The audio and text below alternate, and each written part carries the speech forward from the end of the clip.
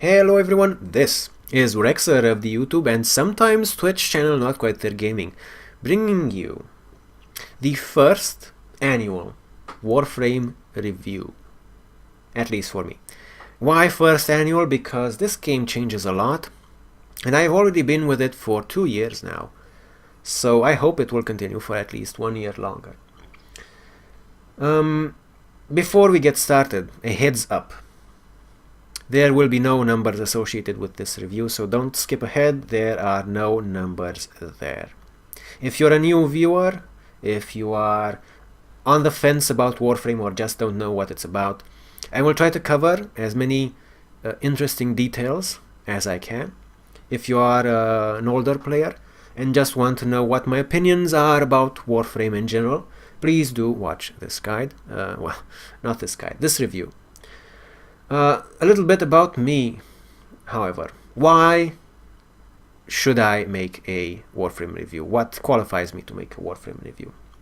Well, as I said, I've been with this game for almost 2 years now, ever since it got into open beta, which I believe was in March of 2013. And ever since then I've played this game with very small pauses here and there. Yep. Almost, yeah. I don't think there's been a month in which I haven't played Warframe. So I love this game. However, I will try to remain critical about it, if possible. Obviously it's someone's work, so yeah. Have to not be too much of a douche. I have the game itself claims I have over 800 hours played, and Steam claims I have over 1300 hours played. Whether the in-game number is just missions run, I do not know, but those are the numbers and you can do with them as you will, because this won't get any grades. So that's all the numbers you're gonna get. What is Warframe, people? Well, Warframe... Have you ever played Dynasty Warriors? Have you ever played Diablo? Have you ever played maybe a third-person shooter like Gears of War or something along those lines? Have you ever played a spectacle fighter like Devil May Cry? Now, there is no particular likeness to any one of those games, but Warframe has a little bit of every of those games. Sometimes more, sometimes less. And we're gonna get into where these similarities occur. Warframe is best qualified as a third-person action shooter game, which focuses a lot on loot elements. I wouldn't say specifically loot, as I would say collections. So you don't get randomized loot, but you can collect a lot of very interesting non-randomized artifacts and objects that you can then put to work in making yourself stronger. So maybe you're just starting out and you have a limited inventory capacity for warframes and for weapons. So what is the most important thing for you to know at that point? Well, for many people that is Warframe pay to win? The answer is no. Some people might debate that, but honestly the only other game that I know that would be even less pay to win than Warframe would be Path of Exile, which straight out does not sell anything that would make your character stronger. Path of Exile only sells bank slots, as it were. Slots for inventory that you do not carry with yourself at the time. Warframe is very similar, except it does sell resource drop boosters. It does sell reactors and catalysts and forma, which are a specific types of items which help you in making your yourself and your weapons stronger. However, you can get those types of items in the game normally. Also, if you're just starting out, I would recommend that if you have a smartphone, you get the Warframe Nexus app or the Warframe Utility app, which will notify you about these little things right here, alerts. For example, right now we have an alert on Cerberus, on Pluto. You get some extra credits for running this. You will see in these alerts those items I have mentioned before: Forma, Catalysts, Reactors. So you can still get those in game. There is nothing that you can buy in this game that would make you stronger that you cannot also achieve by just playing the game itself. So with that out of the way, what can you actually do in this game? Well, in order to address that, we have to sort of separate a few things first.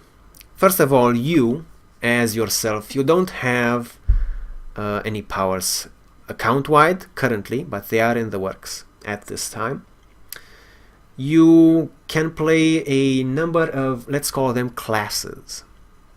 So if you've played Diablo, for example, like we were mentioning earlier, you might have like witch doctors and sorcerers and stuff like that. In Warframe, the classes themselves are Warframes. That is where the name of the game comes from. And let me show you a few of those. Right now I have Nyx Prime. We have other Warframes like Mesa. We have Frost Prime. We have Banshee. We have Excalibur Prime. We have Loki Prime, which is one of my favorites. We have Nova Prime. We have Nova. We have Mirage, and so on and so forth. Now, the comparison to classes in another game is not entirely accurate. Why is that? Well, Warframes only come with a maximum of 4 skills each. You might think that is very limiting, but the fact of the matter is that it takes a lot less time and effort to level a Warframe to its fullest potential than it does to level a class to its fullest potential in another game. Also, most drops in Warframe are interchangeable between whatever Warframe you might have, whatever primary weapon you might have, and whatever secondary weapon you might have, or so on. There are specific categories in which these things fall, but for example, where we were coming from, Warframes. Almost all Warframe related mods are interchangeable between Warframes. There are some mods that will modify the abilities of only specific Warframes, but those are achievable in a specific situation. They are achieved through, you might know to call it rep grinding from other games. So we'll get into that later though. Now, who shall we continue this with? Let's continue with Limbo. Like I was saying, we have categories. So you will see here some of those categories. We have Warframe, we have primary weapon, secondary weapon, melee weapon. We have Sentinel or Companion, and the Sentinel weapon. Now the Sentinel weapon shares a type with one of your either primary or secondary or melee weapons, depending on what kind of a weapon it is. We also have something that I do not have available right now, which is a pet, which you can take instead of a Sentinel. That has its own specific type of mods that it equips. We also have the Archwing, which is a feature that was relatively newly introduced at the time of the making of this guide. So we have Archwing, the Archwing itself, which is sort of a jetpack, which you will use in space-related missions. We have the Archwing main weapon. We have the Archwing melee weapon, and that bloom is way too high, and I'm gonna have to get out of here. So yeah, every one of those categories has its own individual mods that it can use. There are some other categories, for example, in weapons specifically. We have shotguns, which have their own types of mods. We have some mods that are specific to bows and snipers, for example. We have some mods that are specific to beam weapons. But in general terms, most mods are interchangeable within their category, unless noted otherwise. So I think you can already start to see where the customization aspects of this game come in. And I've said this a lot of times now. I've said the word mods. What are mods? So let's take a look at Warframe mods. We have an aura mod, we have regular mods for Warframes. Now you can find these on missions, and they will modify the statistics of your Warframe, or they will modify the statistics of your primary weapon, or your secondary weapon, or your melee weapon, which you see here is undermodded. Sentinels have the same thing, Sentinel weapons, Archwing types also the same thing. So let's have a little look here at the Warframe mods. It's a lot easier to understand if we take a look at the Warframe itself, because I am more adept at modding Warframes. So what do mods do? You find them in specific missions. Please take note, you find them in specific missions or from specific enemies. So if you come from, let's say Diablo 3 or Diablo 2 even, you won't be in the situation in which you don't really know where to farm for something and you're just praying for it to drop, which I've always found annoying in the latest iteration of Diablo. You also don't have random numbers on your mods, which are the primary thing that you will be farming in Warframe. The other thing that you will be farming in Warframe is, of course, parts to build more Warframes, more weapons. But the primary way to customize your Warframes are mods. And everything in Warframe has set statistics. There is nothing random about anything except the chance of something to drop from a specific enemy, from a specific place. So you will always know where to go to farm something if you really want to farm something. Now mods, what do they do for you? Let's see, we have continuity over here. Continuity gives you plus 30% power duration. What's power duration? Well, and like I said before, every Warframe has a maximum of 4 powers, 4 abilities. For example, continuity will modify the duration of Limbo's powers to be 30% longer. We have Constitution. It gives you knockdown recovery and more power duration. We have Narrow-minded, which gives you power duration but reduces power range. And you can start to see that you will have some interesting and difficult choices in customizing your Warframe. There are other such mods like Narrow-minded even for weapons. So maybe you have a mod that increases fire rate but reduces damage overall. And you will have to make decisions as to which of these mods best suits your playstyle. though in the beginning you will just have to worry about getting these mods in the first place. And once you have a good amount of these, once you have a good selection, a good variety of them, then you will be able to worry about which are the better mods for you. So, to summarize, what is the primary goal of Warframe?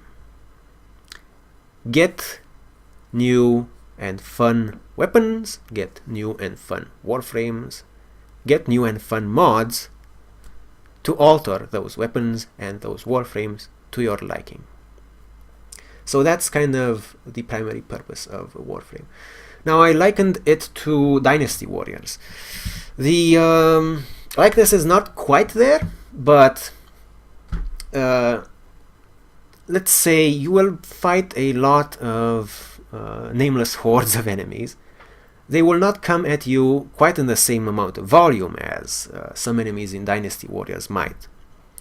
However, there is a shared feel, let's say, between Dynasty Warriors and Warframe after a specific point in your Warframe career.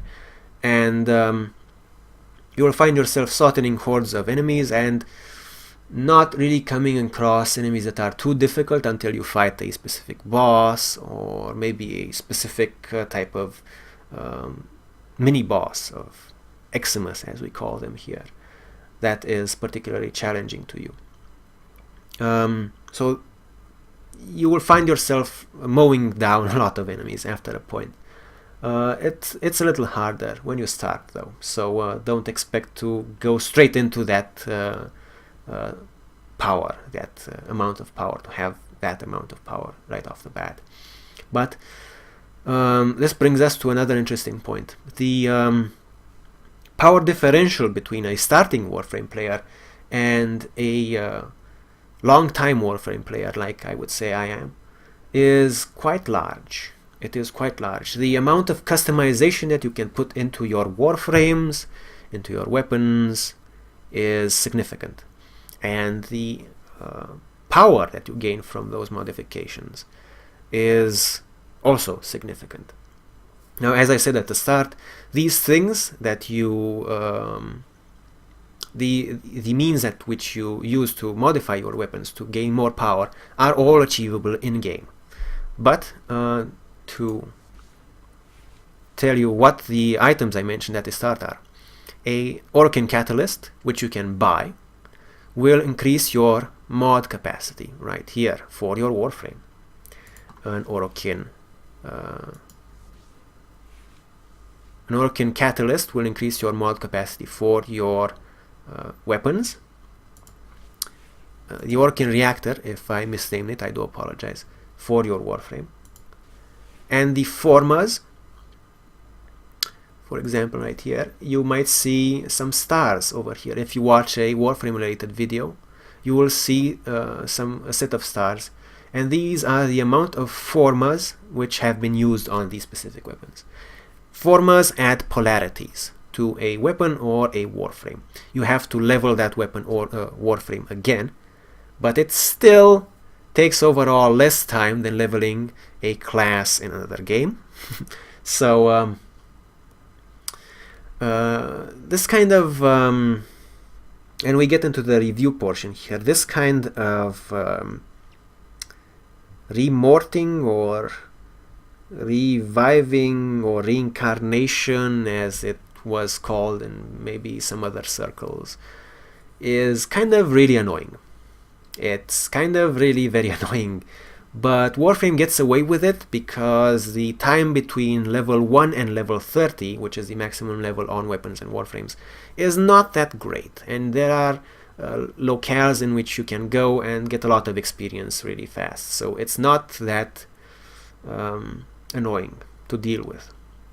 However, that is what formas are for. You get a polarity in your weapon or Warframe, and if you slot a mod of a particular polarity in that polarity slot on the Warframe, you will get a reduced mod cost. So you can see here we have concussion rounds.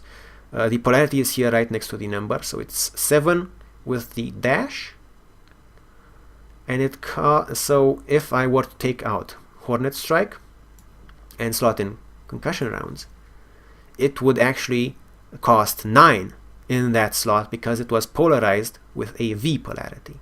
However, if I slot Hornet Strike with a 14 cost and a V polarity in that polarity, it will instead cost 7 points because it is of the same polarity. So that is what formas are for. Now, this is not really intended to be a complete walkthrough of Warframe, so we're going to skip across a few details. And we're going to go take a look at the things you can do to achieve all of this customization in Warframe.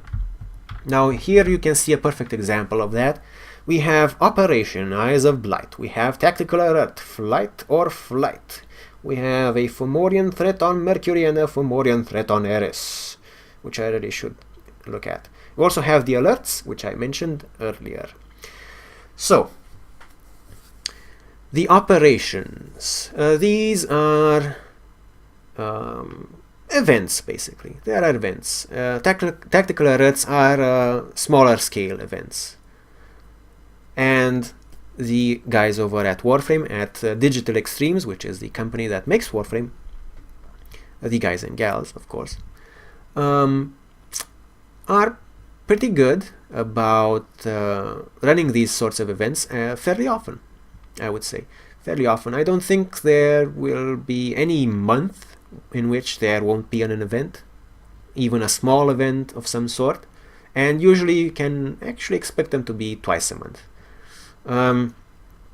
The folks at Digital Extremes are also very kind in being transparent about these sorts of things, so you should be notified a little bit in advance.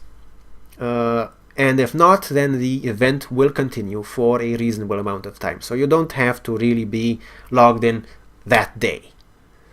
Maybe the event will take a week or so. For example, this Fight or Flight event has been going on for another 4 days on top of what you see there, the 2-day, 22-hour duration it currently has. So you'll have events that you can do. These events modify basic gameplay. But what is basic gameplay? Well, basic gameplay. Have you ever played something that is qualified as wave defense? Well, we have that. We also have missions in which you go through a specific area and try to clear it out of enemies. We have objectives. We have all sorts of things in wonderful Warframe. So let's take them each in turn. Let's see if we can accurately index them all for you.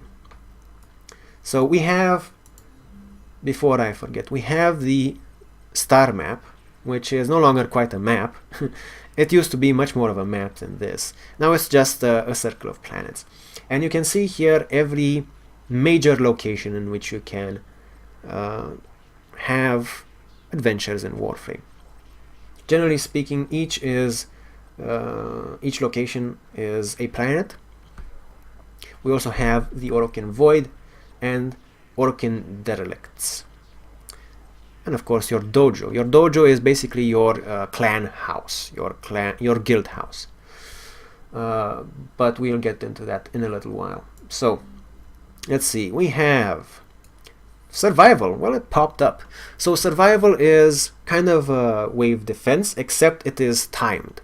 So you need to get certain items, certain item drops that prolong the time limit, and survive for as long as possible and make it to the extraction point, because if you don't make it to the extraction point, then you all just died and it doesn't count. We have defense, which is what you would expect from traditional wave defense. It is played in sets of 5 waves. You have to defend 5 waves. If you do, you get a reward. If you want to go on, you can go on for more waves, and the rewards are cumulative. If you lose, however, you lose it all. We have capture. In capture missions, you have to find a specific target, or maybe several specific targets, and you have to down them, and then you capture them. Then you have to extract. These are pretty straightforward missions, so you don't really have to clear out the enemies or survive a specific amount of time. You just have to kill your target, get them captured, and then extract. We have sabotage. Sabotage is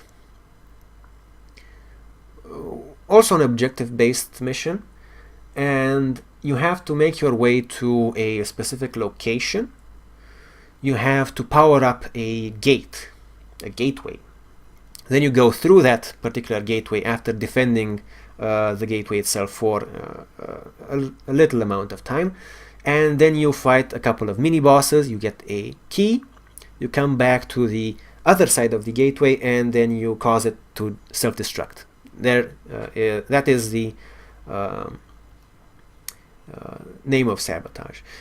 Some other varieties of sabotage are destroying mining equipment, or some other things, which I haven't played in a long while, so you might want to check the details if you are particularly interested in sabotage.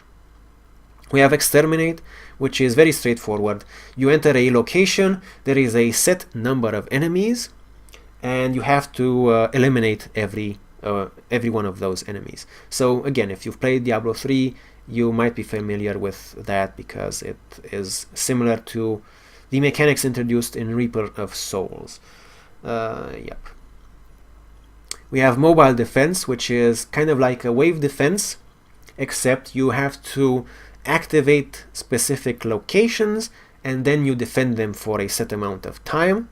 Then you can go to another specific location and defend that. It depends on the specific mission how many of these locations will be involved. Exterminate, again, we have mobile defense. Interception. In interception, you have to capture specific locations by being in the area of points, of specific points, and you have to keep possession of those points from the enemy. The team with points in possession will accrue points, and when a team reaches 100% points for that round, then that team wins. So that's kind of the gist of it. The enemies will send waves of enemies at you to try and recapture those points, and you will have to defend by killing off the attackers, or you will have to take back points you lose by assaulting them and capturing them with your presence on the point. This follows a reward strategy that is similar to defense and survival, because you can extract every round. So once you win a round, once the points reach 100%, you get a reward and you can extract, or you can keep going. And of course, if you lose everything. With survival, it was similar, but you don't. In defense and in interception, you get a prompt that asks you, do you want to go or do you want to stay? In survival, you actually have to make it to the extraction point. Sabotage, capture, we already covered those. We have assassination. These are the boss missions of Warframe. Now, originally, the bosses of Warframe were very basic. They were just tougher enemies. In the past year, I would say, they have gotten more complicated, more complex. So you might come across bosses that can only be harmed if, for example, you shoot some tubes on their back, and you get the idea. Or maybe some bosses will use a damage shield if you damage them too much, and then you have to dodge their offensive abilities for a while. So I don't want to spoil too much about this, but you will find some interesting bosses. There are a few bosses still in the game that are not redone properly, however, and you might find those a little bit disappointing, but overall, the guys and gals at Digital Extremes are doing a good job in re-envisioning the bosses to be more challenging. So you have Assassination, which is basically a boss battle. Exterminate. Deception. Deception is a kind of a weird mission. You have to take a an item to a particular point on the map, which is basically like sabotaging an information system or something along those lines, if I'm not mistaken. It's kind of basic. We have a hub. Hubs like these are locations where you can go with where you can go to see other players. They are recently introduced. There are some other interesting things about hubs, like you can talk to the reputation people, to the factions that you are accruing reputation with. You can find certain special merchants which visit the hub only once in a while, and so on. Or just hang out with a lot of other players and talk shit in general chat. There's that. This is the event. We won't get into it too much. Okay. And let's take a little look at the void itself. We have capture, defense, exterminate, mobile defense, sabotage, survival, interception, exterminate. I think that covers almost all of the available mission types. I believe there is one other mission type, which I forget the name of it. It is similar to, it's called a spy mission, I do believe. And in that mission you have to go to specific consoles across the map and gather items that are data mass. So hacked data, you have to gather those items and then make it to extraction. Now, these are the goals, the overall goals of specific missions. When you're in a mission, of course, your primary means of progression is to eliminate the opposition. You do that through the use of Warframe abilities, through the use of your weapons, and so on. Now, you have a limited, I would say, amount of enemies that you will fight during these missions. You have the corpus, you have the infested, and you have the grenier. However, the people at Digital Extremes have done a good job of diversifying these enemies in recent times, in the past year, I would say. So we have here the codex, which shows you all of the things you have discovered about the game, and you will have to do a sort of a scanning mini game with enemies.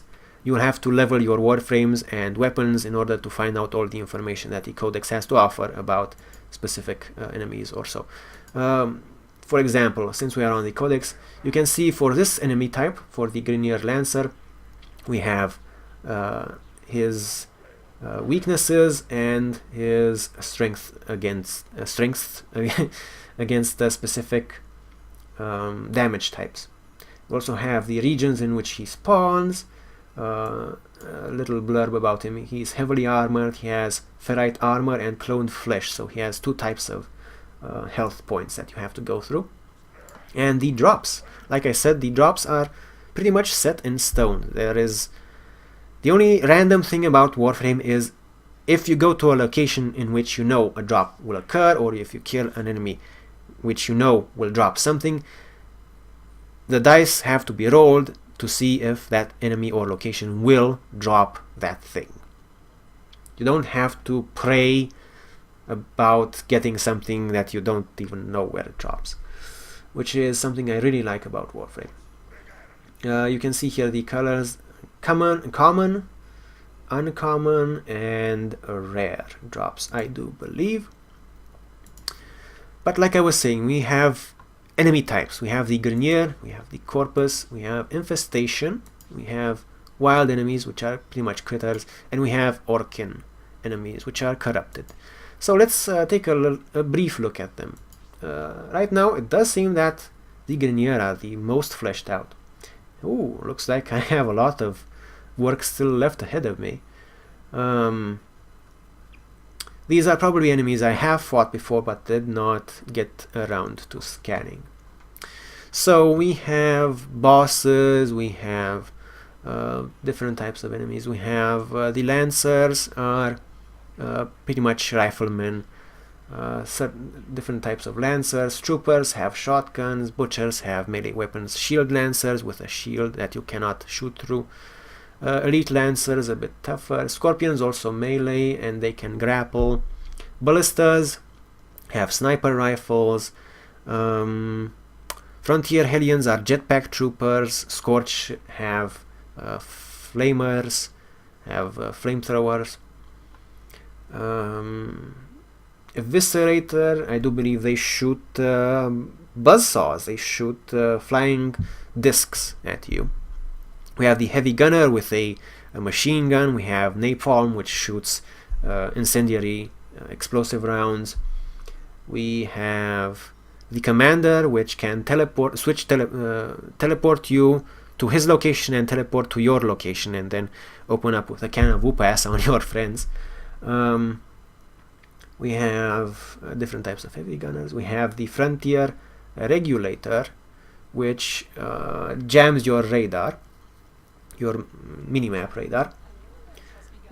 We have the Roller, which is a tiny little ball that spins around and tries to hit you, which will stagger you when it hits you, which is very annoying if you come across a lot of them.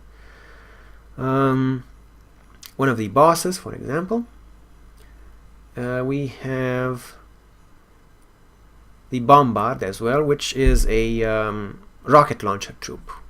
The Napalm fires incendiary rounds, the Bombard just fires explosive rockets. Those are a few of the enemies that you might come to fight.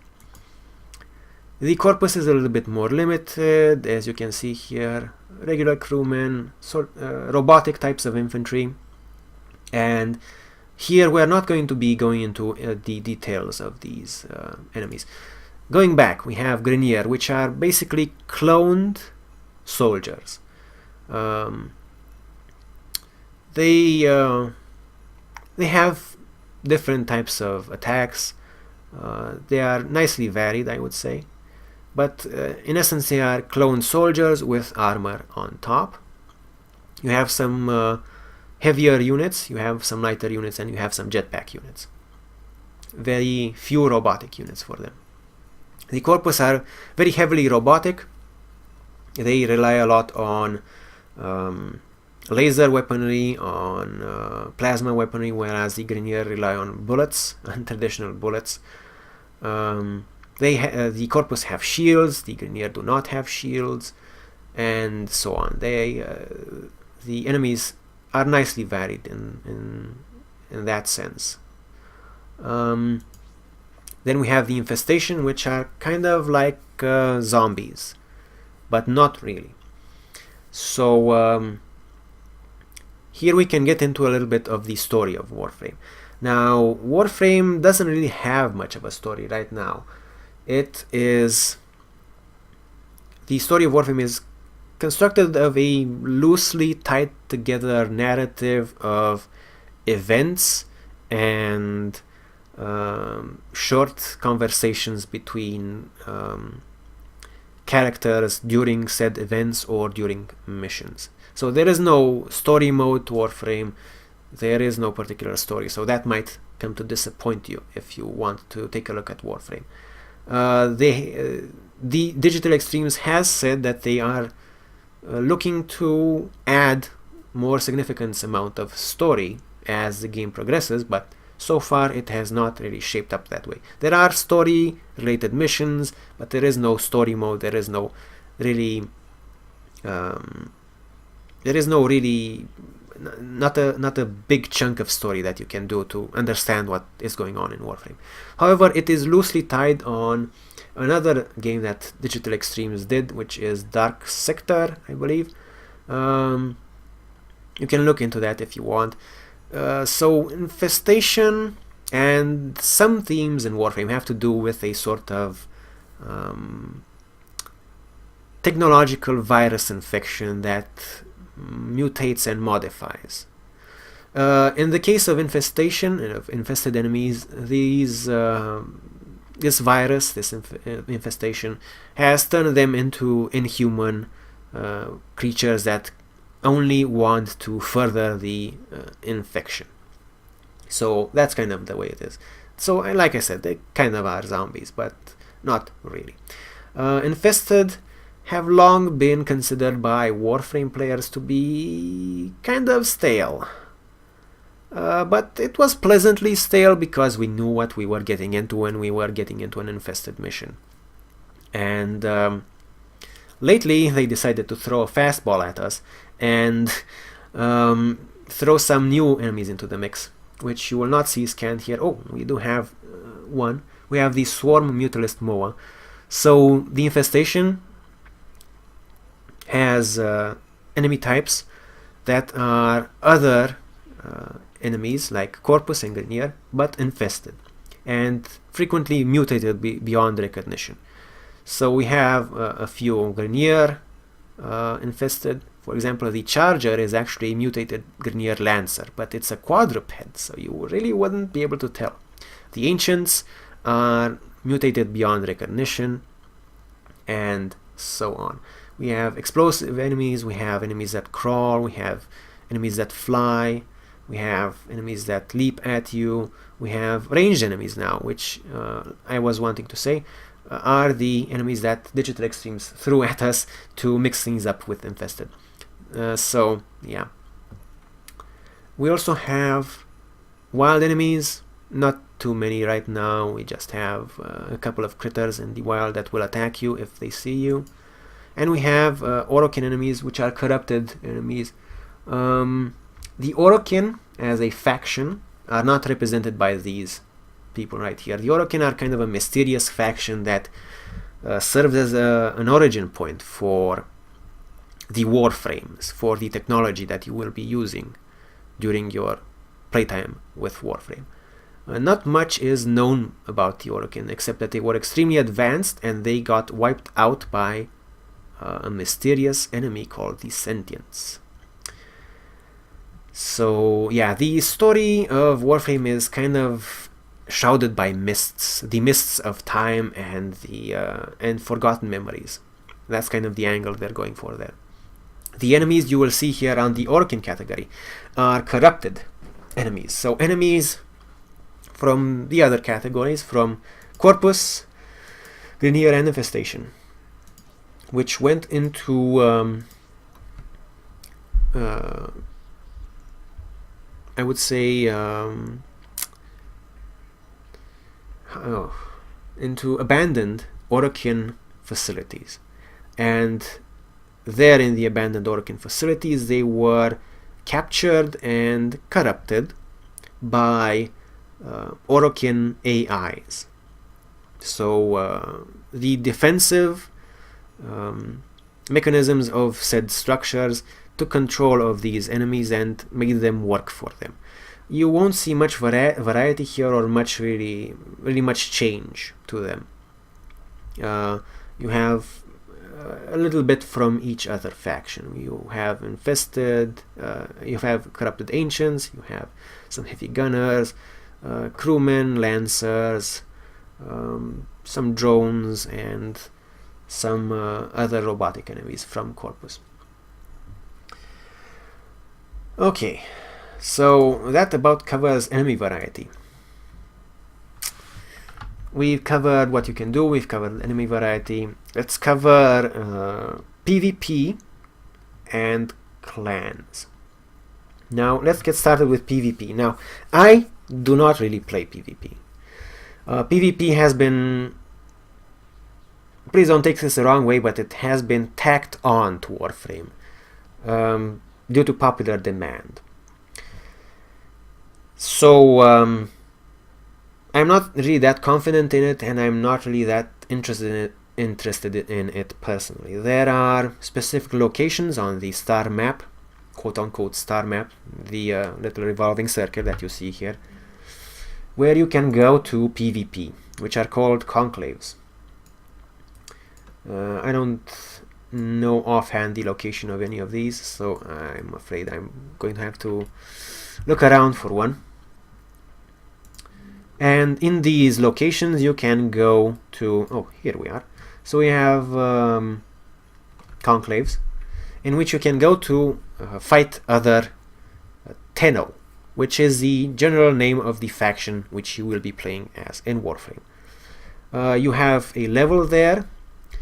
If you see here, you have my name, Rexer, brackets 18, that is my mastery rank, which is dependent on how many Warframes and how many weapons I have leveled up to their complete potential. I have a little number below that, which looks like it has two crossed forks next to it. That number is the level which you see here with the conclave. So you have to be between level 0 and 100 to compete in this conclave, because it is a low level conclave. Let's see if we can find something higher level. Okay, so we have 350 to 500 level here. Here is, let's see, maybe Ceres is something interesting, or Pluto. I personally do not play PvP. Oh, here we have a high level conclave. We have level 1000 to 1500. And I kind of overshoot that, but hey, I don't really play much PvP because Warframe is primarily a PvE game. You go into missions, you complete the missions, you get drops to customize your Warframes and your weapons to do missions better, and so on. And the way I attack Warframe is I like to collect all the things. I like to have all the weapons, all the Warframes, all the cool side stuff, if possible. I have missed some ever since I've started playing, but not things that are too terribly important. If you want to go into PvP for Warframe, you should maybe take a look at some other YouTubers. I've heard that there are some YouTubers that are very focused on Warframe PvP. Personally, I don't really do that sort of a thing. It is nice that it's on, but I do like the fact that Warframe has stayed a PvE focused game, and contrary to, let's say, World of Warcraft, you don't well, I can't really give that example. I was going to say that contrary to World of Warcraft, you don't really see instances in where something is balanced for PvE or PvP and then it hurts the other side. I have not seen that happening because I only play PvE, so I'm satisfied with where PvE is in Warframe and how they balance it. Okay, let's talk a little bit about the clans. What is a clan and what can you do with it?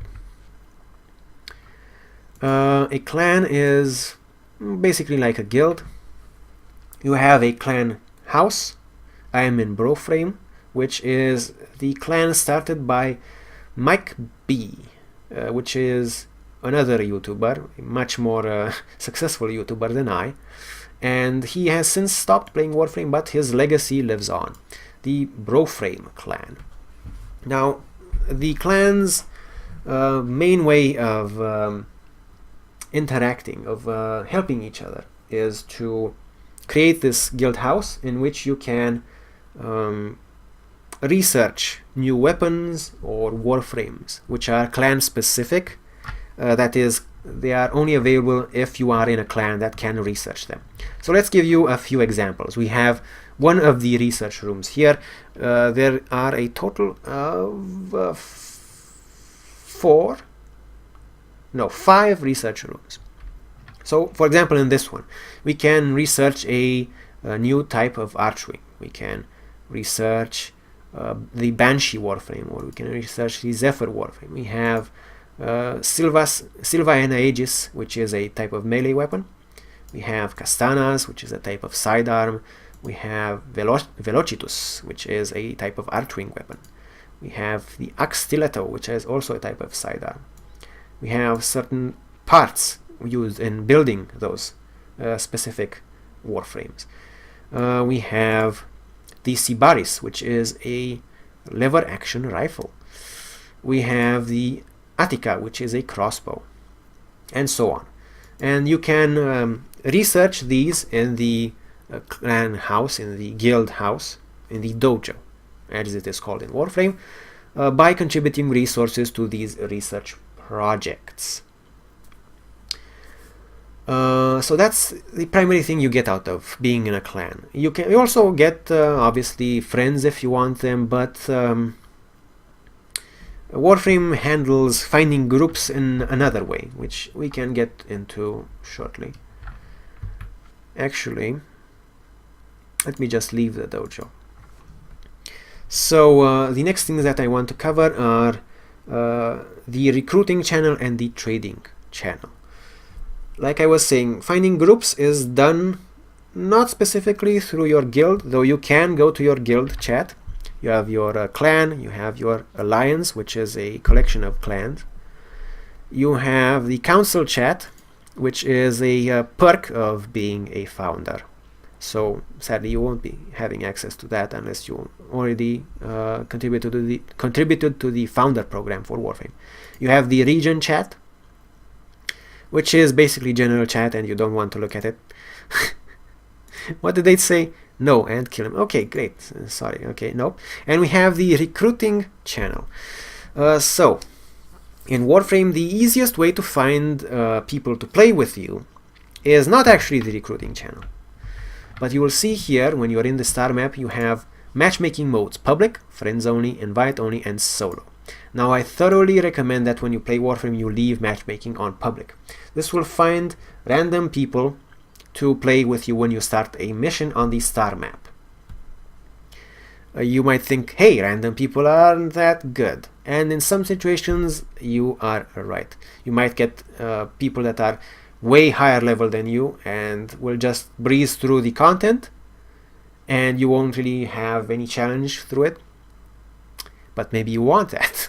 Maybe you want to breeze through the early levels and get to that middle section where you are looking at your mods and figuring stuff out.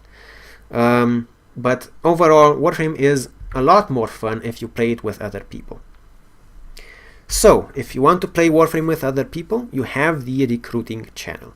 And you will see a lot of spam here and some things that don't really belong here.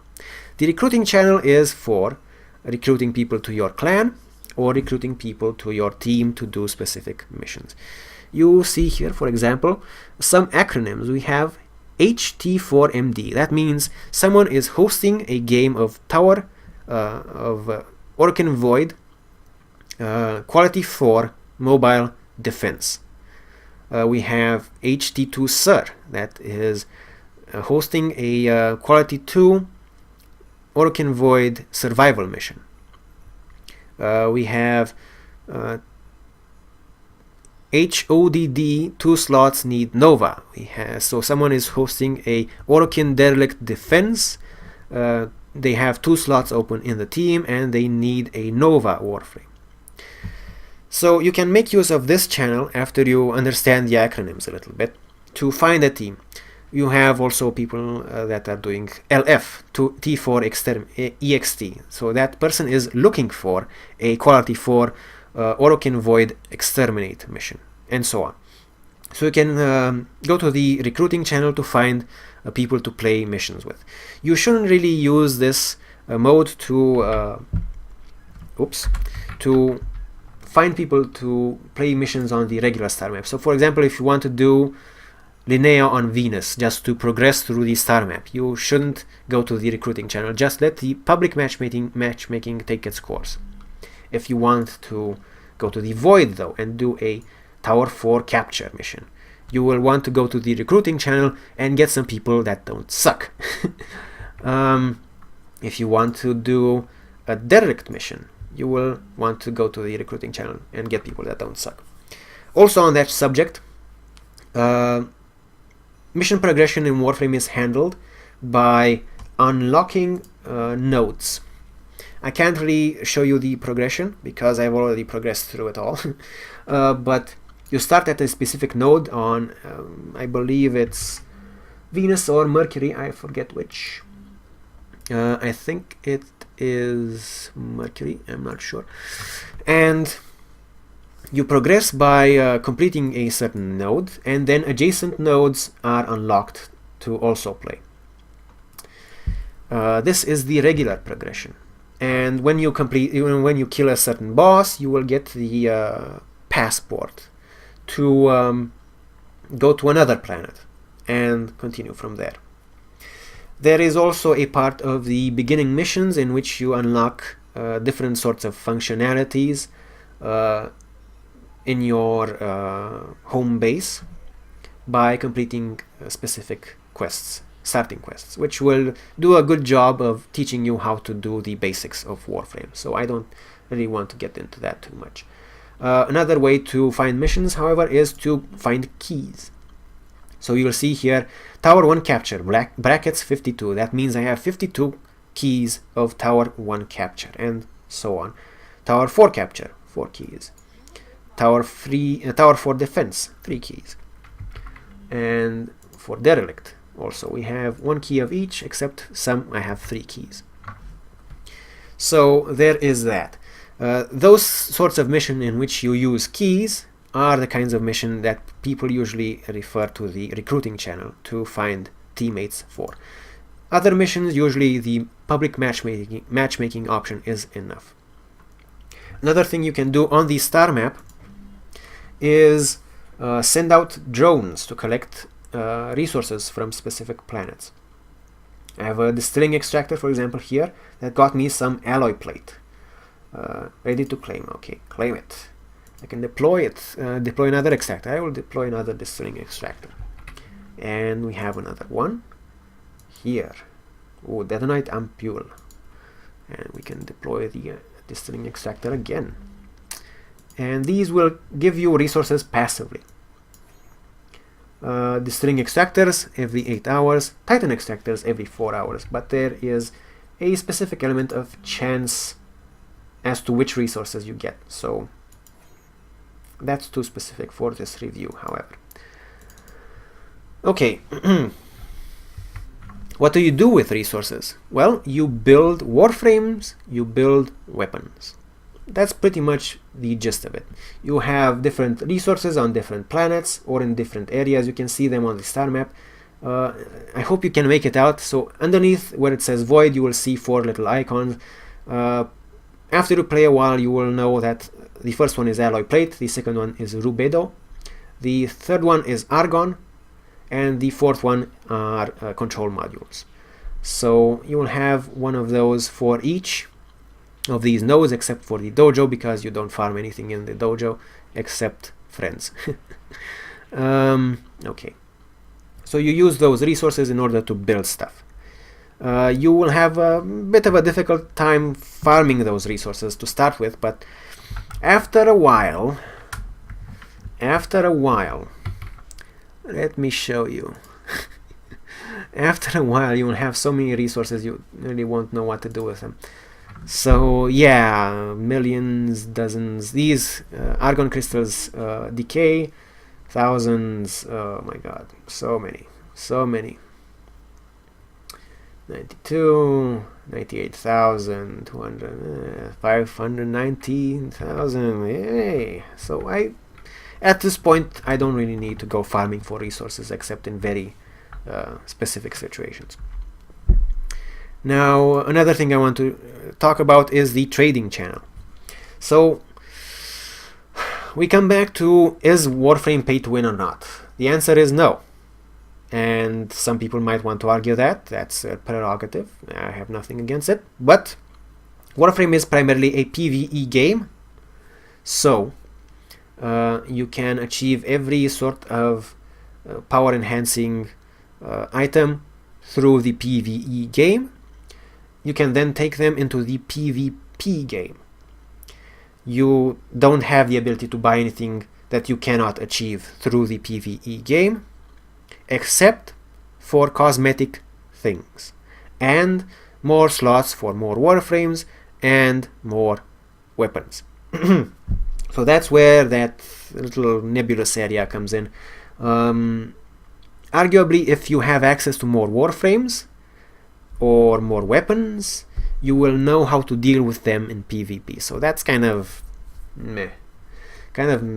Also, you can get those catalysts, reactors, and formas faster if you pay for them than if you wait to farm for them from PvE. But there is no forced PvP in this game. There are other games which you have to play PvP in order to progress, and people still don't really complain about them being pay to win when people can actually get items and stuff ahead of time in those games. In Warframe, it is even less of an issue. So Warframe is definitely not a pay to win game. In the event at which you have, for example, a mod or something interesting that you don't want to use, you can go to the trading channel.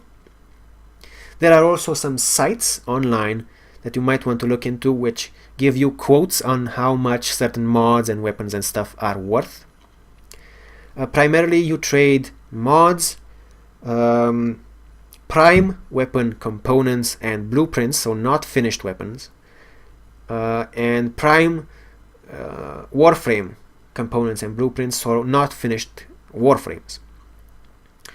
And you trade those on the trading channel. One to buy, one to sell. 30 plat. Platinum is the currency of Warframe. So yeah, you can take a look at this. There is a trading forum on the official forums. You can have a look at that, and you can sell your excess mods for a little bit of platinum, and then you can use that platinum to buy extra Warframe slots or extra weapon slots. So you start with a very small pool of 50 platinum, which you cannot use for trading, and I would advise you that you should use 20 of those to buy a new Warframe slot and 24 of those to buy 4 additional weapon slots. After that, you can populate your inventory with Warframes, and you can farm additional items to sell for platinum in order to get more inventory slots without much trouble. You don't actually have to invest any money into Warframe if you are able to do a little bit of farming. For example, we have here, want to sell Soma Prime set, 350 platinum. That is a lot, because the Soma Prime is a new weapon, so it's fairly rare and a lot of people want it. For example, like I said, a Warframe slot is 20 platinum. A set of 2 weapon slots is 12 platinum. So let's take a look here. We have the equipment section. We have the inventory section. So extra slot. I already have every Warframe currently available because I have no life. I already have almost every weapon currently available because I actually do have some life and I have some open slots. Okay, you can sell weapons you are not using, but if you have the slots to spare, that is not entirely recommended, because at some point a weapon might get tweaked, or maybe you just want to challenge yourself with a little bit of nostalgia. Anyway, like I said, I tackle Warframe in a very collection heavy manner. So I want to have all the Warframes, I want to have all the weapons, all the sentinels, and so on. Okay, so that about covers that. The mastery rank, which I was talking about earlier, we have that brackets 18. So show profile. Mastery rank is Gold Eagle 18. Next rank, Tiger in 88,304. Affinity. Now, the way you gain EXP in Warframe is you have your experience for your Warframe, your experience for your rifle or main weapon, you have experience for secondary, for your melee weapon, your companion. The experience you gain in a mission for killing enemies goes into leveling up those things. If you kill something with your weapon, you obviously get more experience for the weapon, but some gets shared to your Warframe. If you kill things with your Warframe abilities, most, if not all, of the experience you gain will go directly towards leveling up your Warframe, your quote-unquote class. If your teammates, and this is important if you're just thinking about starting out Warframe, your teammates, if they are in a specific range, their kills will count for you and you will get experience from them. If your teammates go beyond a specific range, or if you go beyond a specific range from your teammates, the kills will no longer get shared. But it is a kind of a misnomer to say share the XP, because the experience is not actually divided. It is simply duplicated. So you don't actually lose anything by being in EXP share range. Everyone has to gain from being in that range. Okay. So that experience you gain levels up your Warframe, your weapons, and the when your Warframe or weapons gain a level, you gain another secondary type of experience, which goes towards your mastery rank.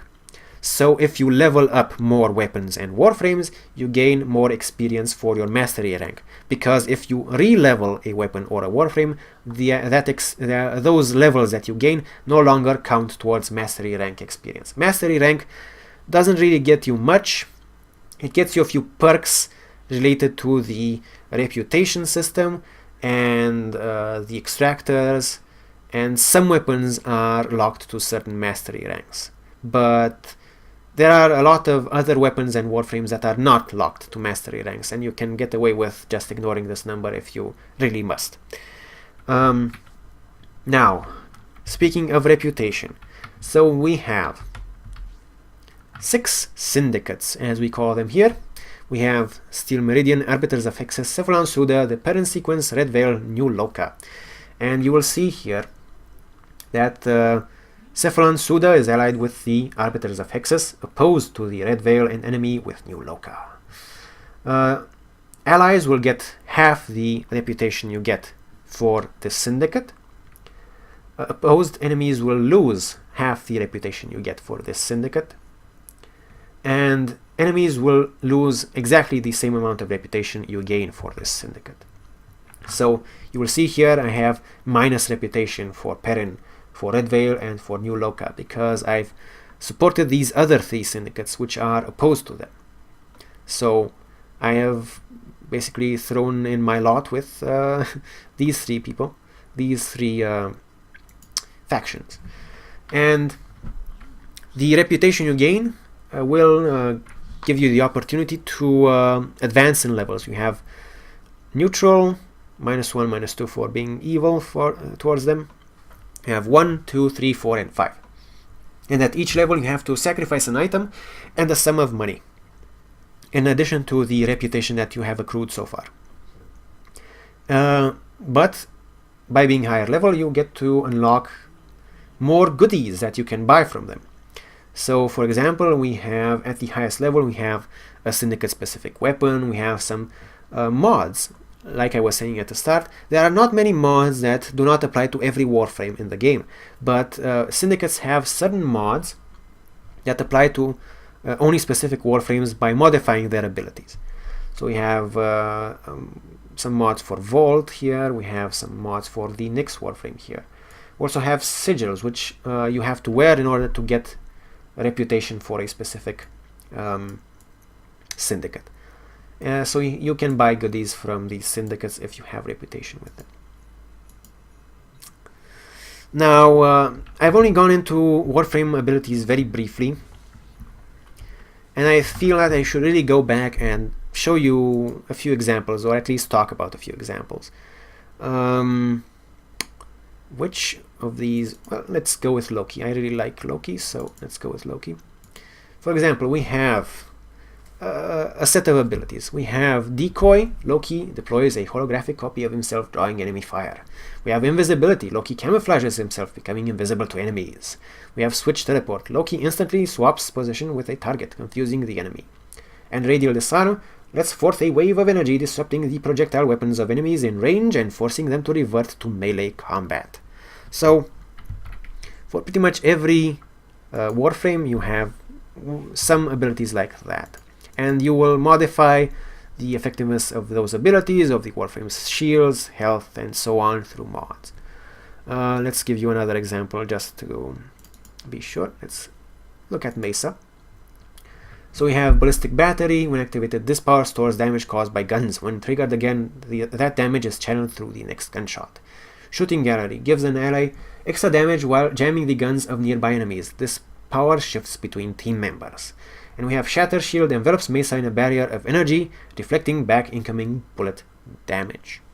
We have Peacemaker, the ultimate ability. With intense focus, Mesa draws her regulator pistols, shooting down her foes in rapid succession, which is very reminiscent to Equilibrium. So we have those kinds of abilities. Now, I feel I've covered most of Warframe so far. So we need to start drawing conclusions for this to be a review. I have presented the game to you. And let's just switch from trading chat, because I don't really need to listen to all of that. I have presented the game to you as it is currently. There are a few things that have left out, either intentionally or by sheer error on my part. But this is not intended to completely be a presentation of the game itself. As I was saying, it is meant to be a review, primarily a review of the game. Now, you've seen, or I have told you, you've heard a lot of what the game has to offer. And in addition to, I have to say, in addition to the usable things, like I was saying, you can buy cosmetic items for your Warframes, and that is where the financial part of Warframe comes in.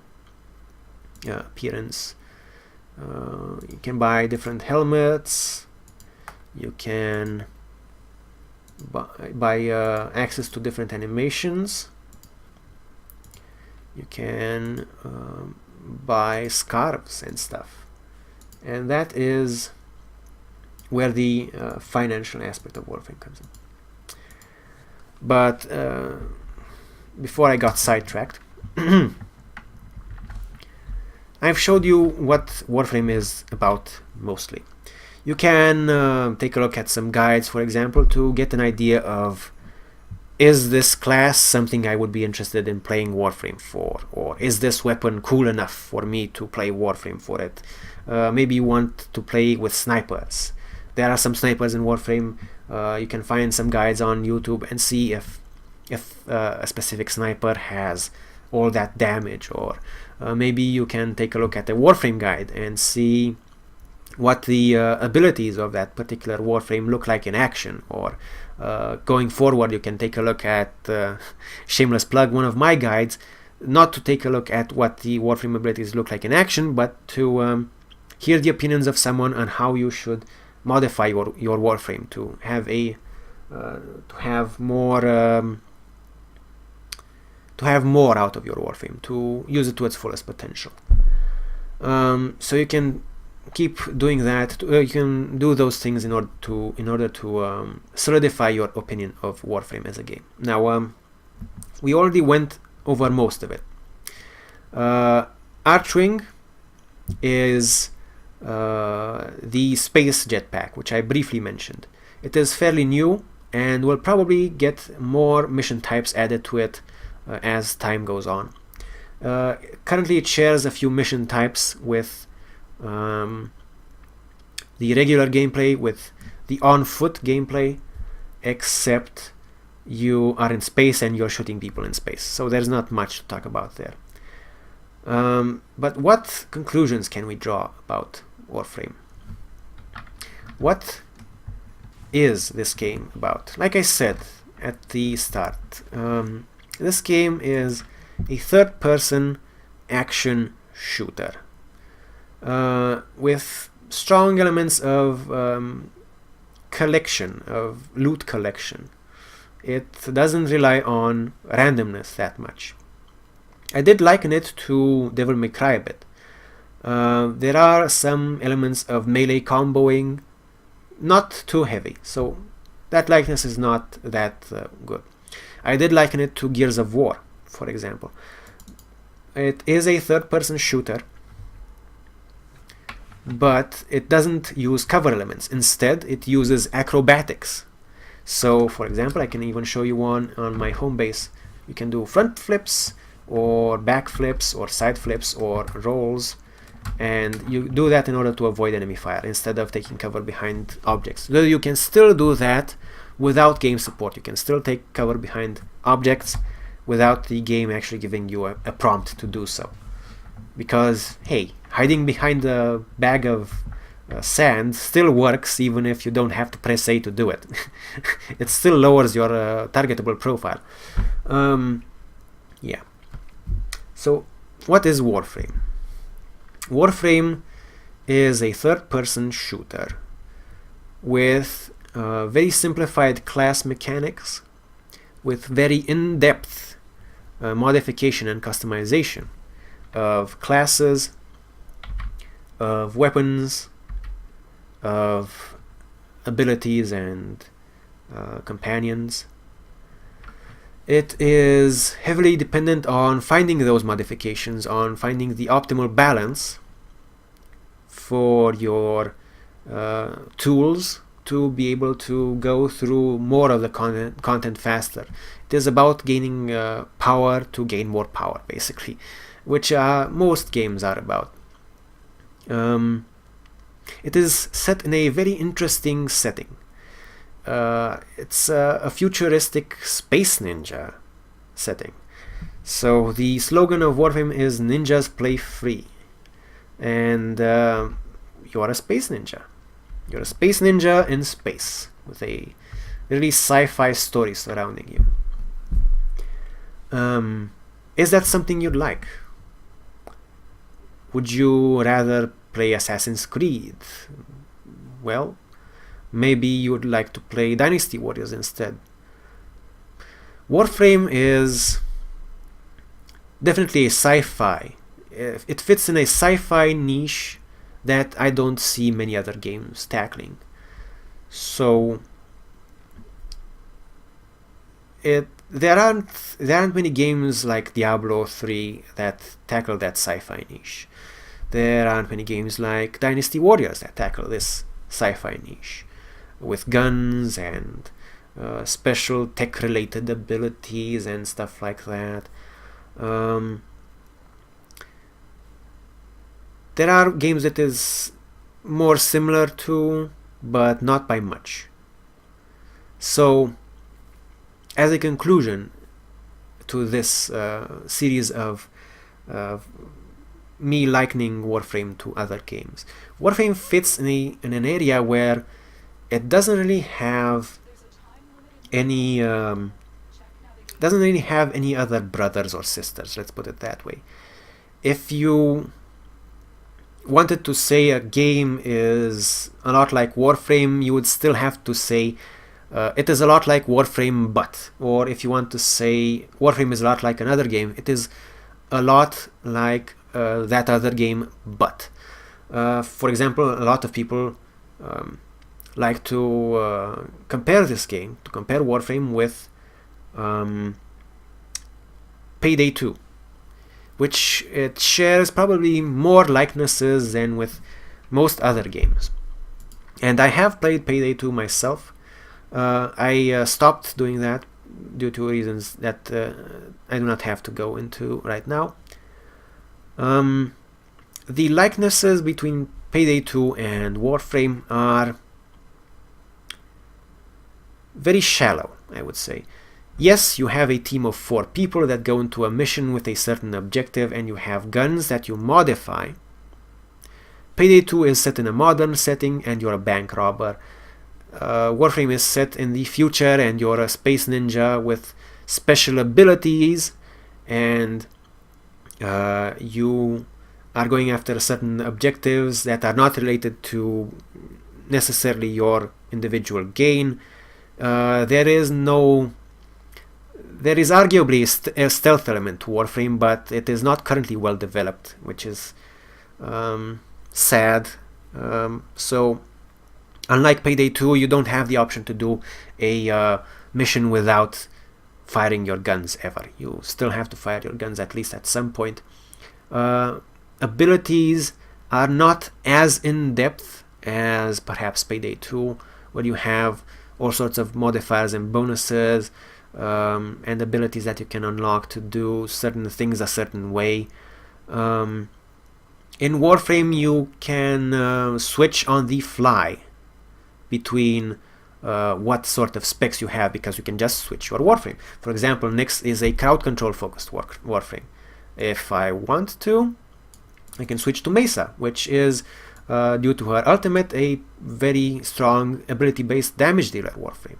I can just do that, just like that. In Payday 2, you can't do that. You have to focus. You have to invest yourself into a specific type of playing the game. And if you want to try something different, you have to sacrifice a portion of your progression, of the money you've invested there, and redo it.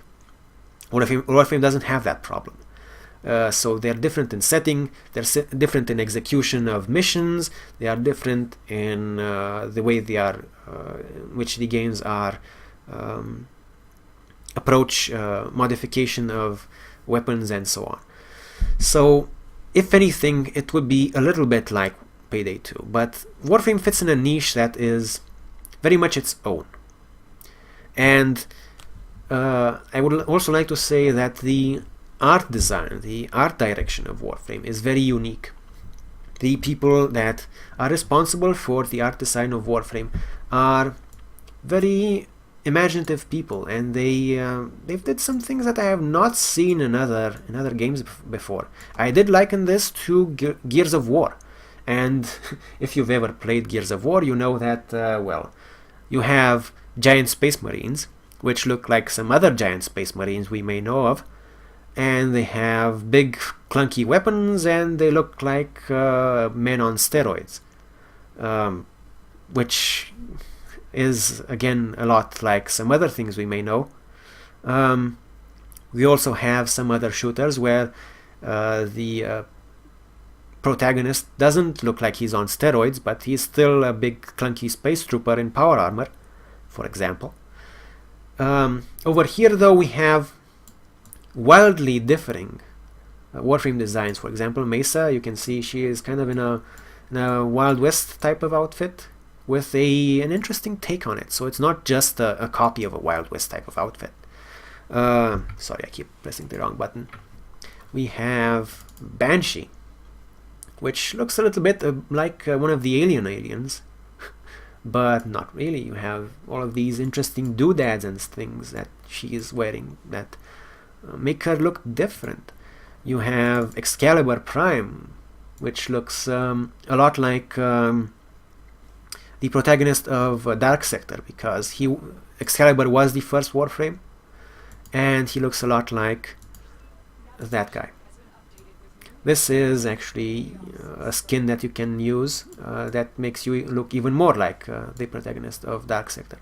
It sadly is no longer available, so I'm just teasing you. So the Warframe design is very unique, it is very varying. You have Hydroid, the pirate Warframe, because he can be a pirate and a ninja, Yarr! And so on.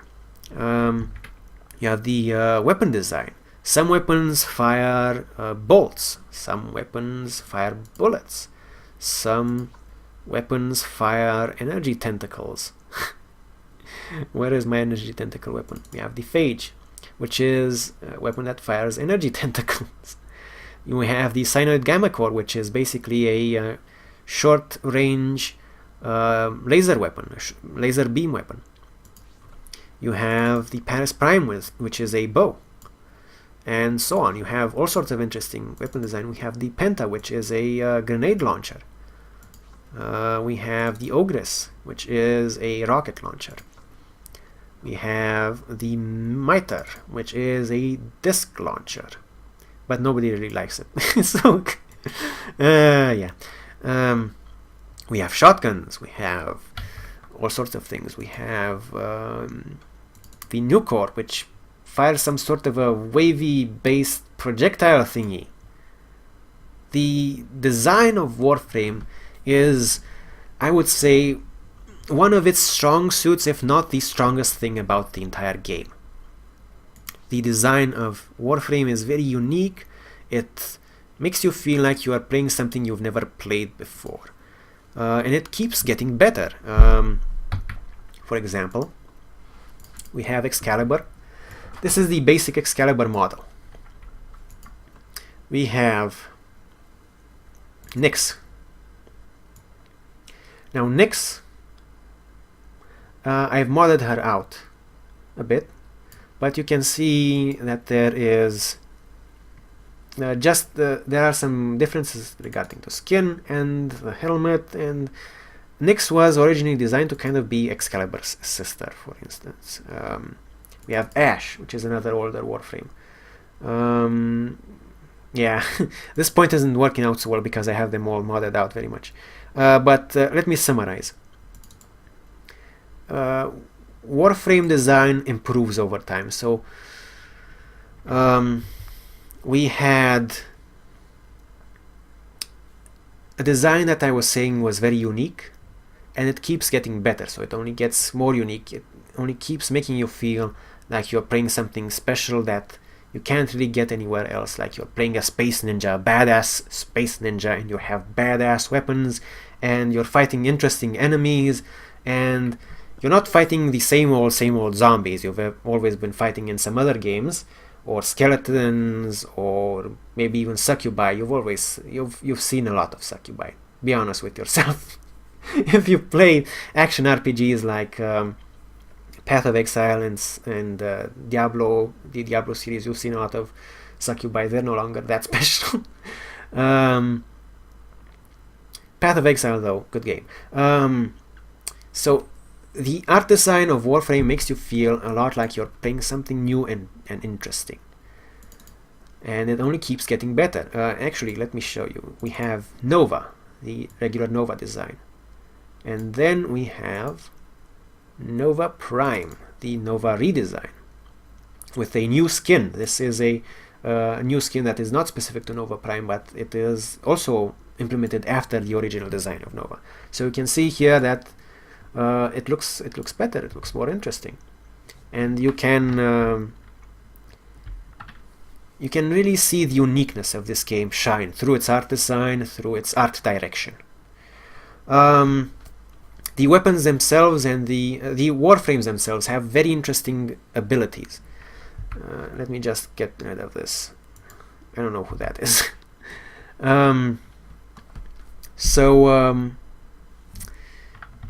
The Warframes themselves have very interesting abilities, which is another strength of this game.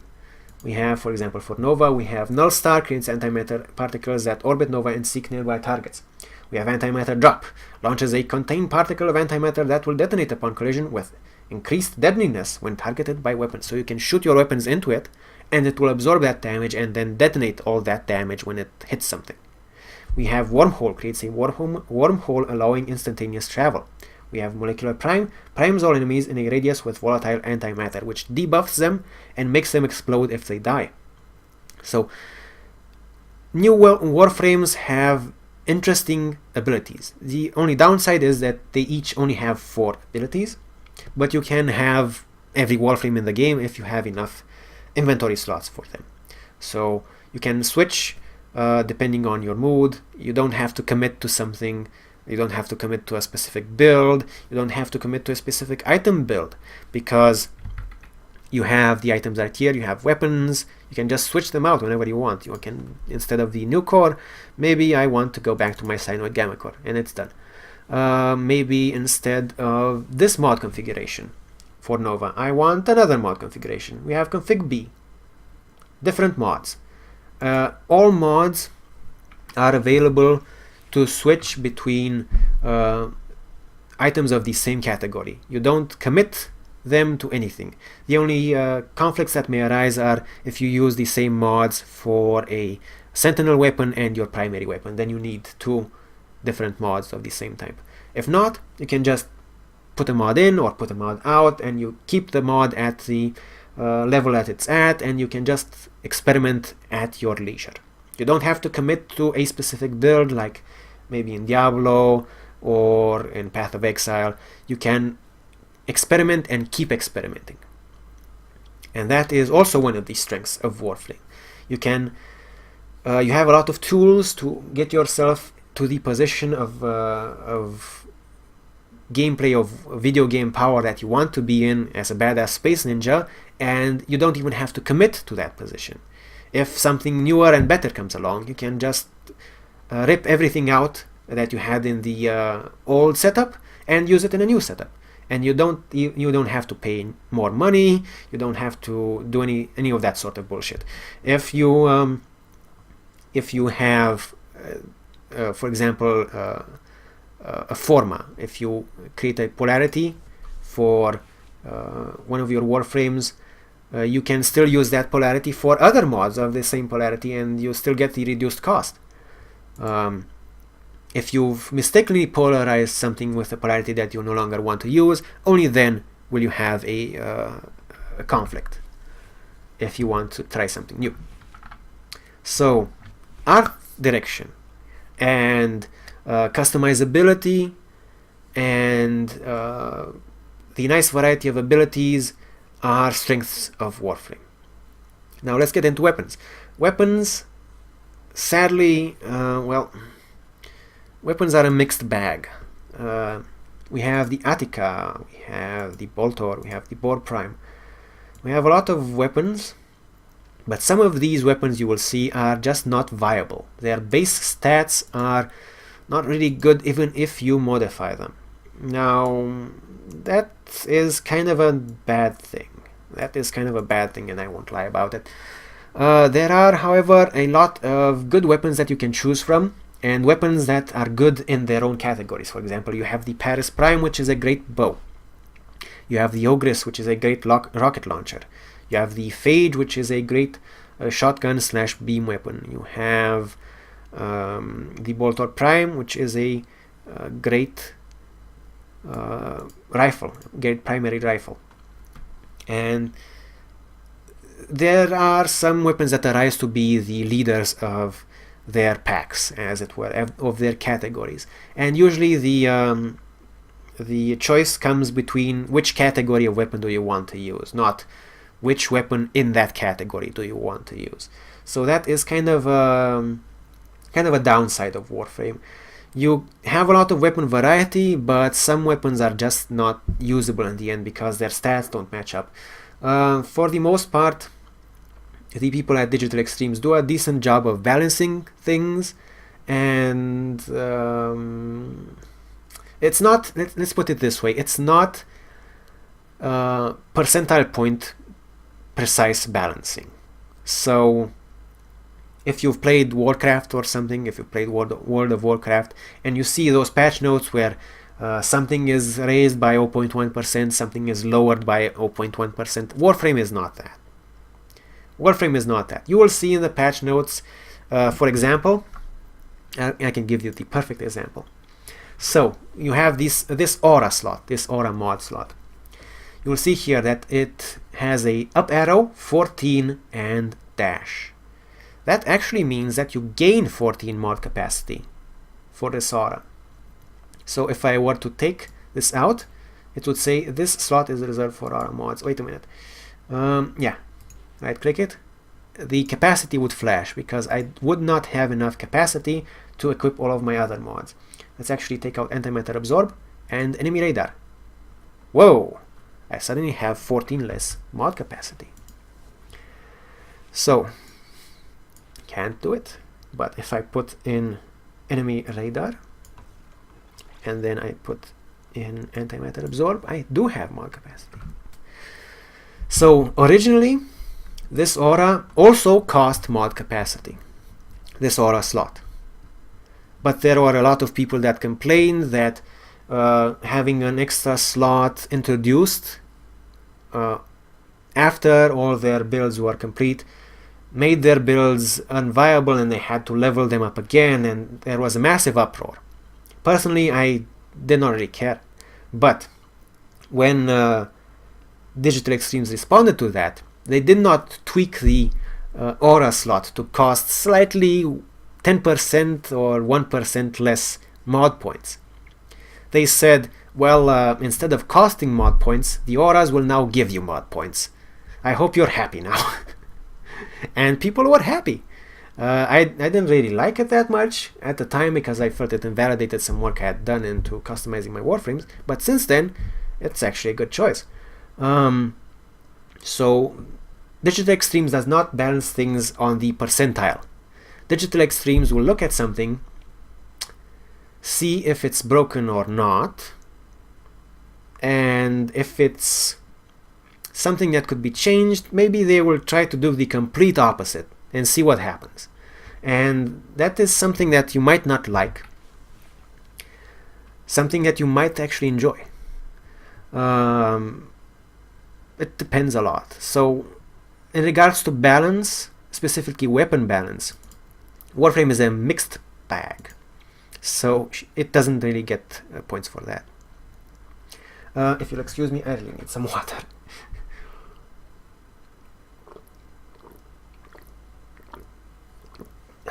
Phew. Okay, so in regards to balancing and weapon balance, Warframe is a mixed bag. Also, Warframe suffers from a lot of bugs. Let's be perfectly honest here, Warframe does suffer from a lot of bugs. Why is this? Digital Extremes publishes this game on their own. It actually doesn't have a publisher. Digital Extremes is the developer, so on some level this is a very successful indie game. It doesn't quite qualify, but on some level it kind of is that. It is published by an independent developer, so they don't have a publisher telling them you should change this Warframe to have bigger tits. Maybe this Warframe just has that bust. Maybe this Warframe has no bust. The publisher won't come in and tell you that it needs anime eyes and big pink hair and a bigger ass and stuff like that. Warframe, the Digital Extremes team does what they want with Warframe. It is their direction.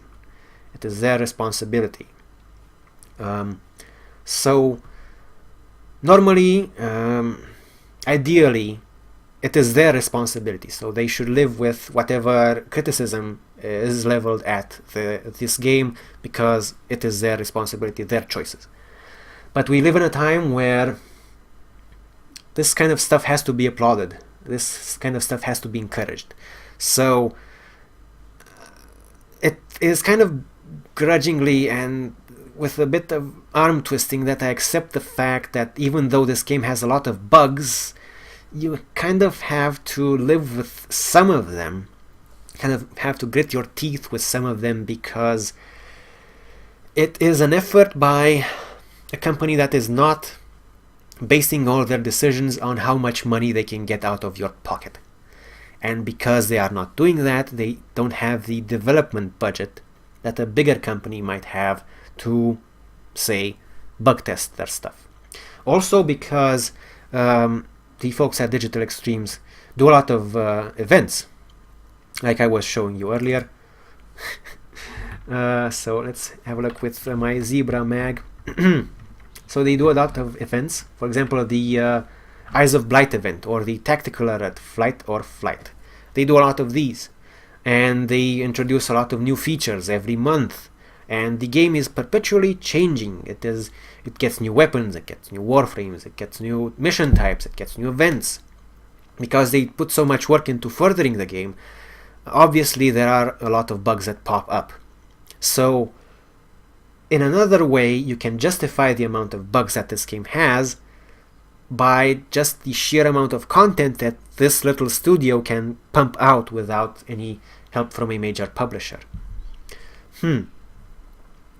So you're saying that this game gets a lot more content a lot more often than another major game without trying to rip you off. that is actually a very good thing. But again, we have to use these things a little bit as a counterbalance to the amount of bugs that Warframe has. You can still play Warframe. If you're lucky, you can play Warframe with a specific Warframe type, a specific quote-unquote class, a specific weapon, a specific weapon combination, a specific mod combination, and never see a bug ever for months. Or you can play with a specific Warframe and weapon combination in a specific mission and see bugs every other day, and maybe you can have bugs that don't allow you to progress, or stuff that will make you tear your hair out. So the major downside of Warframe are the bugs that it can have sometimes. The upsides, the counterbalances are: this is an independent studio. It does not try to swindle you. This is an independent studio that gives you a lot of new content. And this is an independent studio that patches their game often. So there are bugs that have persisted way too long. I'm not going to lie about that either. But there are bugs that get fixed every week or every other week. Also, Digital Extremes is very transparent about their decisions. Founding members that have contributed to the Founders program when the game was in open beta, will have access to, for example, Council Chat or the Design Council, a specific section of the forums where Digital Extremes members will maybe engage with the players directly.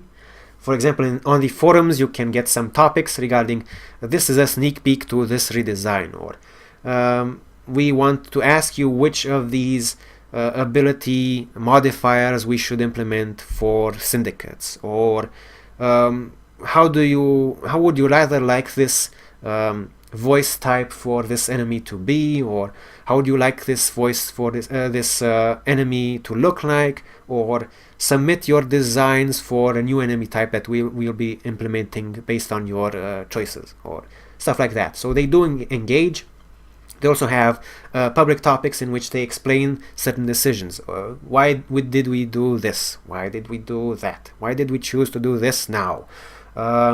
And so on. They also have a stream that happens about once every 2 weeks with certain special circumstances changing that. And in that they explain things that have happened. They take questions live, and they explain things that have happened to Warframe and so on. So they're very transparent, and I really love that. Their forum and public relations team is very pleasant, and you might think that is another thing that should be normal. Well, it's not. It's not normal, and it has to be, sadly, in the world that we live in, it has to be applauded as a plus. And the Digital Extremes team, public relations team for Warframe is very pleasant, is very conscientious. I guess the name is. They're very. They have a lot of enthusiasm for what they're doing. They are very friendly, and they try to do their best to do exactly what public relations should do and should be allowed to do. If you haven't noticed, I actually worked in public relations. They do what public relations should be allowed to do, which is disclose information to the public as it is available and required, and take opinions from the public to the people that are implementing decisions into the game or whatever product it may be regarding. So they do a good job there. Also, if you come across one of those bugs that break your game and you can't progress because your mission is borked, and you saw that you are going to get, for example, in a defense mission, you see every reward you get every 5 waves. So If your defense mission got borked because of a bug, you can submit a report to the support team. If you made a mistake, or if your login reward, this game has login rewards, by the way, if your login reward was not properly given to your account, or if you mistakenly purchased something that you didn't want to purchase off the marketplace, which I should show you. This is right here, the marketplace, where you can buy stuff for platinum. You can also buy stuff for credits, for example, blueprints. These credits are the in-game money, the PvE money. They are not purchasable by real money. You can buy blueprints, and then you build the blueprints. If you have platinum, you buy the weapon or Warframe already built. So there's also that. If you make a mistake or if you have a problem, you can submit a report to the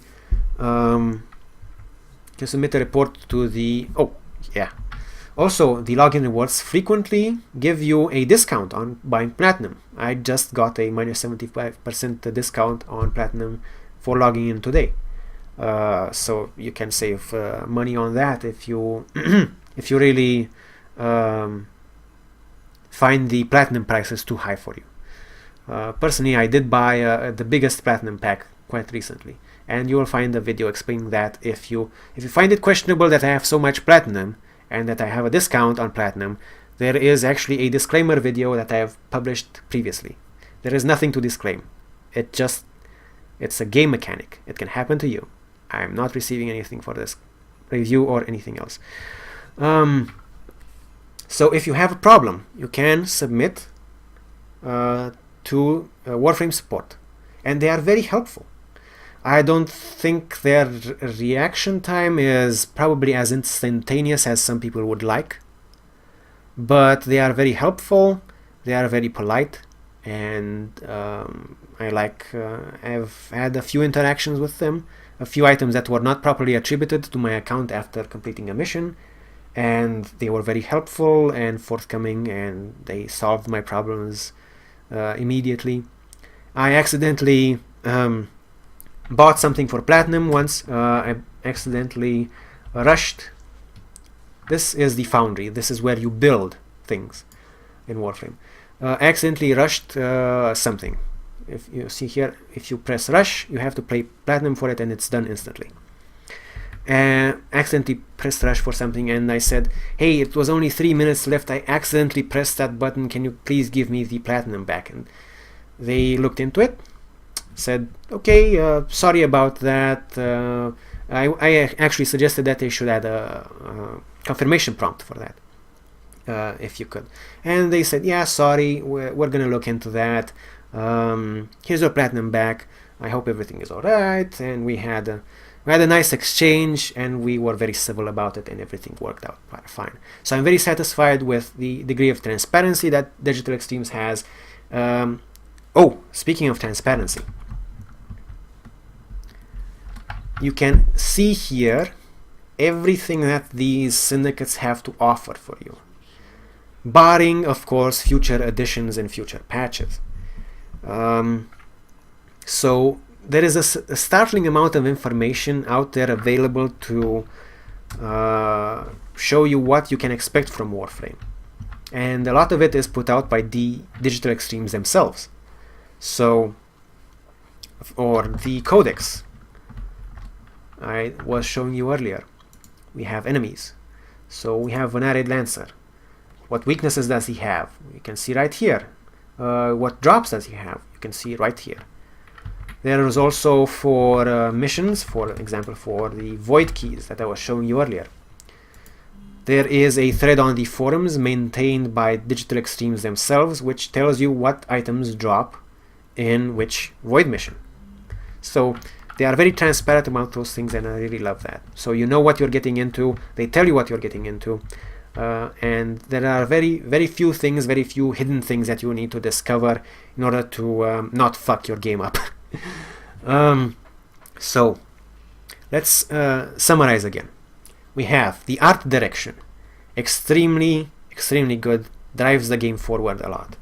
We have The abilities, the Warframe abilities, very good. We have the weapon balance, not that good. We have a lot of bugs that get fixed. We have a lot of events. We have an independent developer that can follow their vision. We have a very good public relations team. We have a very good support team. So, is the game fun?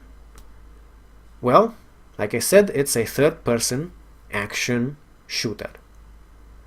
And if the game is fun for you, I can't really answer that. For me, it's fun because like I said at the start of this guide, which is going on for a while, at the start of this review, I have 1,300 hours logged on Steam and 800 hours logged in game. So I've been playing this game for a long while and I'm still having fun with it. Is the game fun? Yes. What are the downsides? The downsides are that you will have limited inventory slots for warframes and weapons to start with. The downsides are that the starting power of your warframes is going to be a bit low. But if you can get past those things, if you can farm some items to sell for platinum, or if you can invest some platinum for extra inventory slots, you can come to enjoy the things that Warframe has to offer. The other thing that you need to keep in mind is, like I said, bugs. This game has a lot of bugs.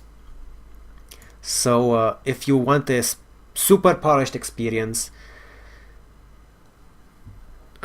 secret, you're not going to find it in a Blizzard game either, but they have less bugs. If you want a super polished experience, you're not going to find it here. So if your time is very short, you're not going to be able to find a 100% smooth experience in Warframe. Another downside many people cite is how long you have to spend farming things in Warframe, farming resources or farming blueprints or farming other mods or stuff like that. Now, I've gotten past the point where farming resources is really an issue with me, and you will too if you invest a lot of time into Warframe. But to start with, that can be a little bit daunting, maybe a lot daunting. But the important thing, the thing that I want to say about farming in Warframe, you farm in Warframe. You farm these resources, these blueprints. You farm them by playing the game. In other games, I don't want to say in every other game, but in most other games, if you want to farm something, you have to do something repetitively. Something specific repetitively. So if you want to farm your level, you're going to go to a specific area, you're going to farm that until you're dead. You're going to farm that for weeks. If you want to farm your way up to level 100 in World of Warcraft or something. If you want to farm, oh my god, Ragnarok Online. If you played that game, I pity you. Farming XP in that game. Whoa, yeah, that was a chore. and I kept doing it. I don't know why. Oh my god. Definitely Warframe is less farmy than a lot of other games. But if you come into it from, I don't know, Team Fortress 2 or something else, it's going to be a lot more farmy than that. If you actually want to compare this to Payday 2, look, Payday 2 has re-leveling, and it's a lot worse than Warframe. It is so much worse than Warframe. That's actually why I quit. I just told you right now, that is why I stopped playing Payday 2. So, a lot of people say that Warframe is very grindy. Yes, it is very grindy. It is less grindy than a lot of other things. Star Trek Online, also very grindy. A lot more grindier than Warframe. Oh my god. I quit that game too. Yeah, so if you can get over those things, Warframe is a great game to play. It is a very unique game to play. Okay, before I sign off, quick summary. No grade, no marks, no numbers will be given to this review. Right now, in December 2014, what is Warframe like? No story except very isolated elements. Primarily PvE, some PvP, but not really worth focusing on it that much unless you really enjoy that aspect. The art design drives the game forward. It moves the game entirely. It is the primary driving feature of the game. If you love the art design of Warframe, that is what should really make you choose Warframe. If you don't, you might still find things enjoyable, but you're going to miss out on most of what Warframe is. The art design and the art direction. The environments, the Warframe design, primarily the weapon design. If you want interesting abilities for your classes and you don't want to have to level them up from 1 to 100 again like in some other things, Warframe is a good game. If you don't like leveling things at all, Warframe is a bad game. If you want specific percentile accurate weapon balance, Warframe is a bad game. If you don't mind weapon balance that much, Warframe is okay. If you don't want something that is pay to win, Warframe is also good. If you mind bugs a lot, Warframe is not the game for you.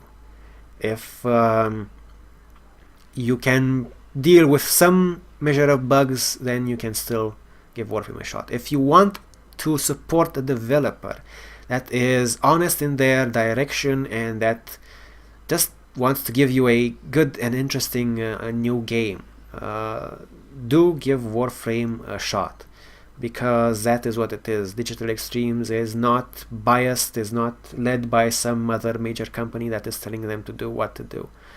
If you want a game that has a public relations and support team that is very helpful and polite, you can try Warframe. So the gameplay of Warframe. The gameplay of Warframe is nicely varied now. It is a lot more varied than it used to be 2 years ago.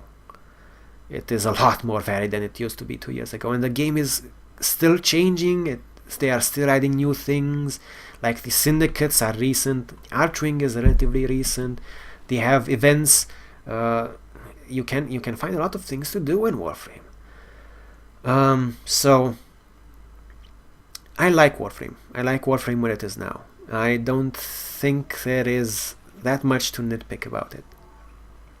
If you've stuck through this entire alleged review of Warframe, if you've listened to everything I had to blather about the game, if any of this has piqued your interest, please do go over to the wiki, take a look at that, or take a look at some of my other Warframe content, or find some other YouTuber which has Warframe related content, maybe some more flashy things with examples of Warframe ability use. That would be nice.